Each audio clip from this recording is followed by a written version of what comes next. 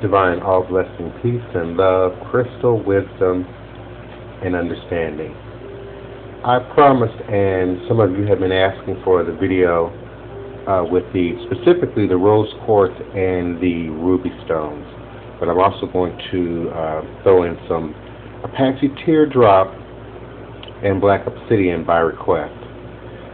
Now, this is your good variety of Rose Quartz. And unfortunately, this variety of Rose Quartz with that deep purple hue and that level of transparency is for some reason getting rarer and rarer to find right now. You can typically locate Rose Quartz that's got a lot of white in it and a much paler pink than this preferred variety. So Rose Quartz of this type may be $20 or $30, and Rose Quartz of this type might be $5 or $10. This is a ruby crystal, and I say it's a crystal because it is transparent and it does allow for the infraction of light, as it were. It's just hard to see and pick up here in this setting, but this is typically called Burmese ruby. But most ruby in the world comes from India, Indonesia, that general locale. This too is a ruby. And typically some of the stone will be sort of opaque, like these darker spots here, and then other parts will be transparent, allowing for light to pass through the way they typically do in crystallized metals. These are your Black Obsidian, commonly referred to as Apache Tear Drops. And this is not onyx. This is a volcanic glass. These stones are typically completely transparent. If I can get that position right, there you go. See how the light passes through there? Completely transparent.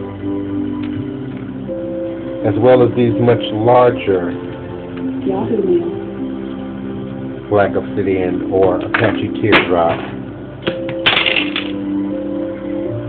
Apache Tear Drop stones. Here we go. See the transparency there? They're completely transparent like volcanic glass. Now there is a variety of obsidian, Apache Tear Drop, that may not be quite as transparent. It is closer to opaque. You can generally separate this from onyx because onyx will have a much duller appearance.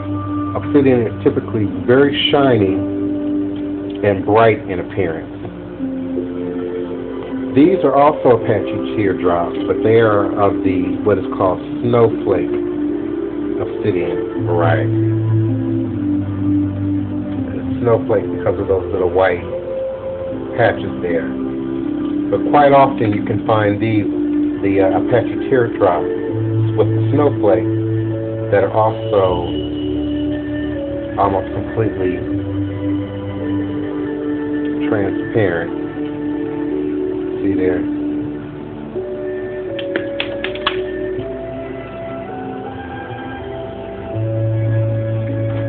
So there you have Rose Quartz,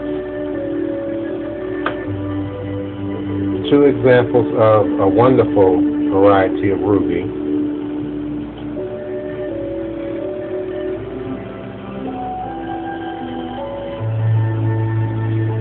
And also quickly I want to add in Garnet.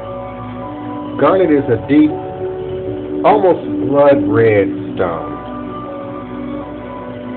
And it's typically good for not only protection against forms of thievery, but also for grounding commitment and a more primal level of attachment to people, persons, places, or things. So it's always good to have garnet around, particularly when you need loyalty and commitment from those you are working with. Until my next video, divine peace and blessings, joy and prosperity.